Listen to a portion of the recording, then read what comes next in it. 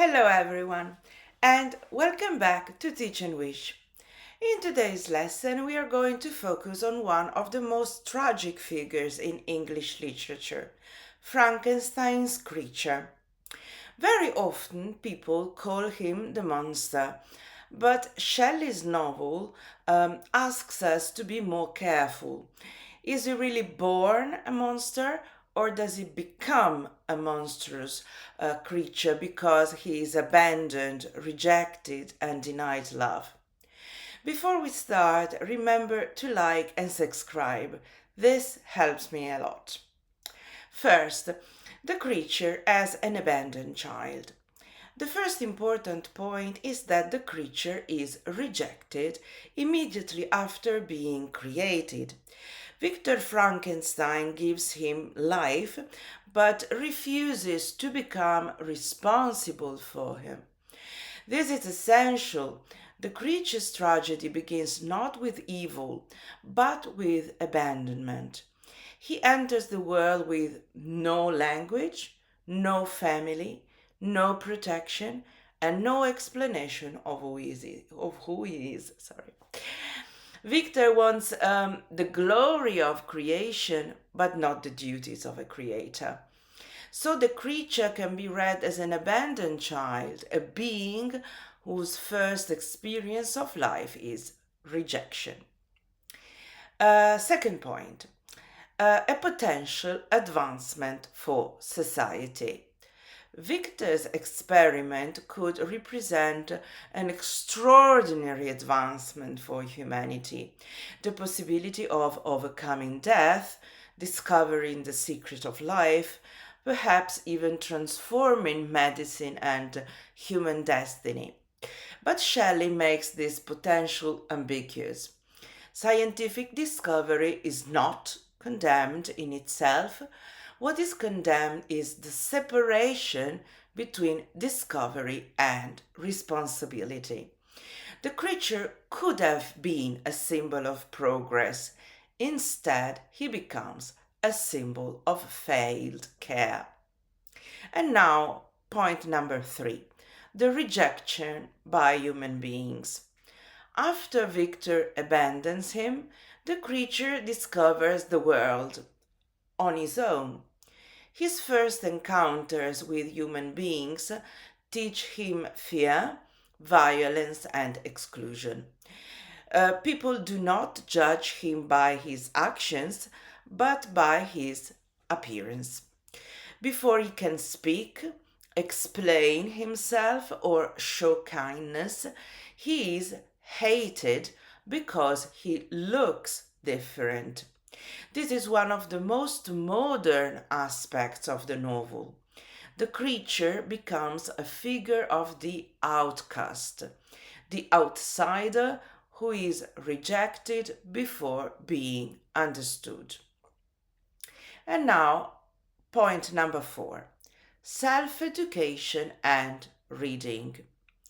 The creature's education is one of the most important parts of the novel.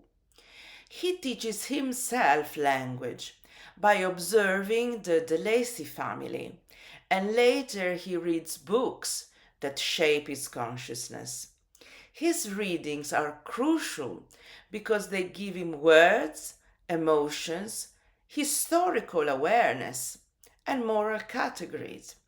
He begins to understand society, virtue and injustice, but also family bonds and his own isolation.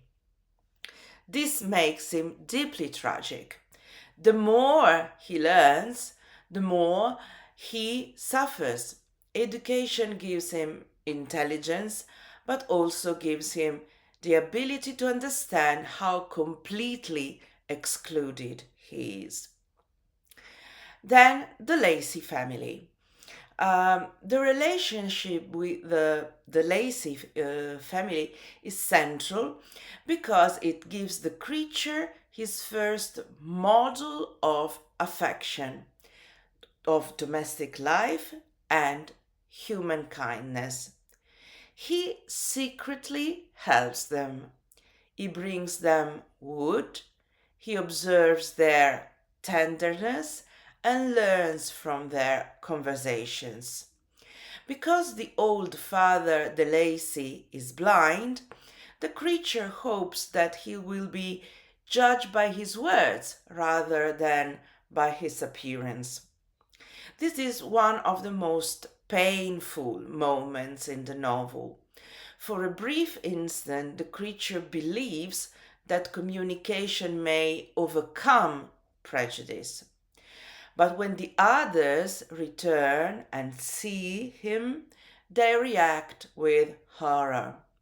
His hope of acceptance collapses. And then disappointment with mankind arrives. After the Lacey episode, the creature's view of humanity changes. He has admired human beings, learned from them, and desired their affection. Yet they respond with violence and disgust.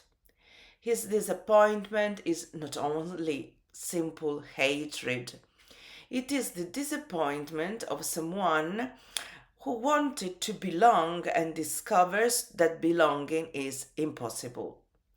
This is why he becomes such a powerful romantic figure.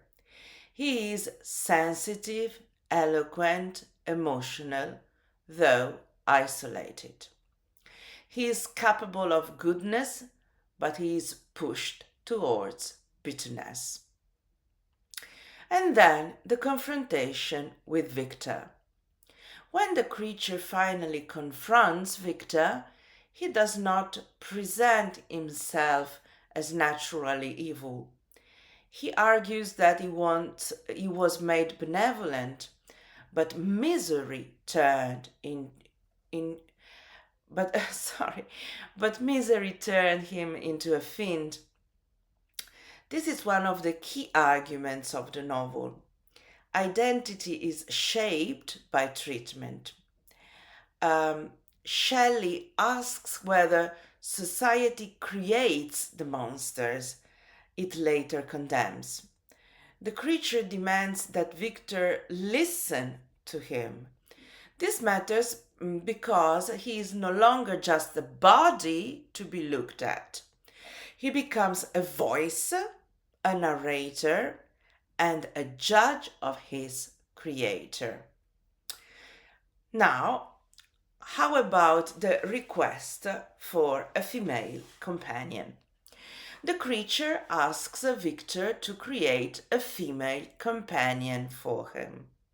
This request is not only romantic or sexual, it is a request for recognition, community, and relief from absolute solitude.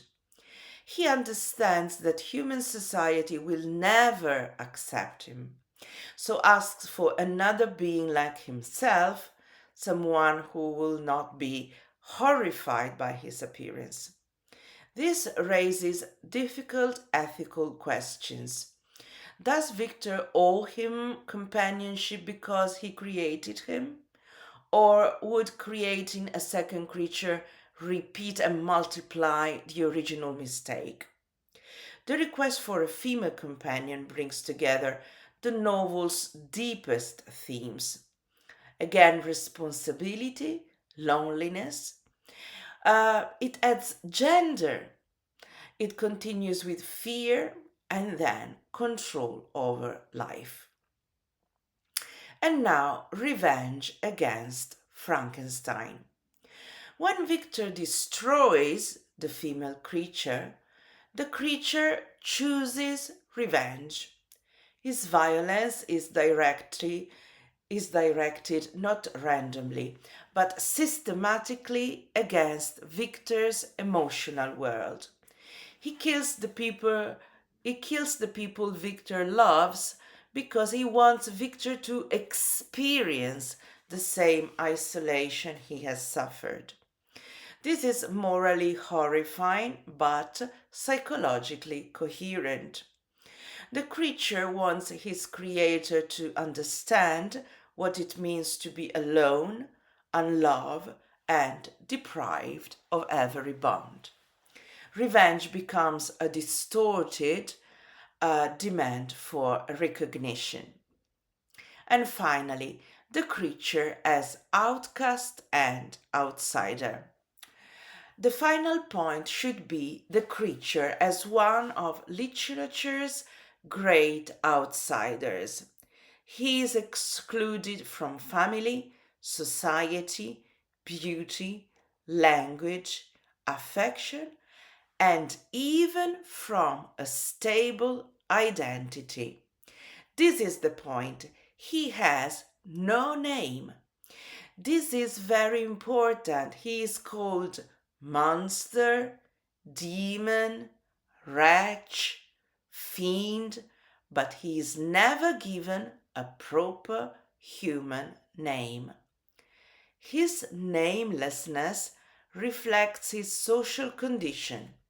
He exists, but he is not recognized. That is why the creature still speaks to modern readers.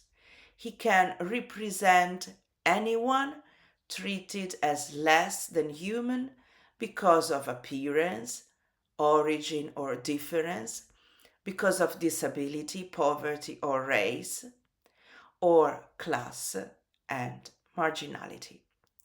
Thank you, and please remind to like and subscribe. See you next time.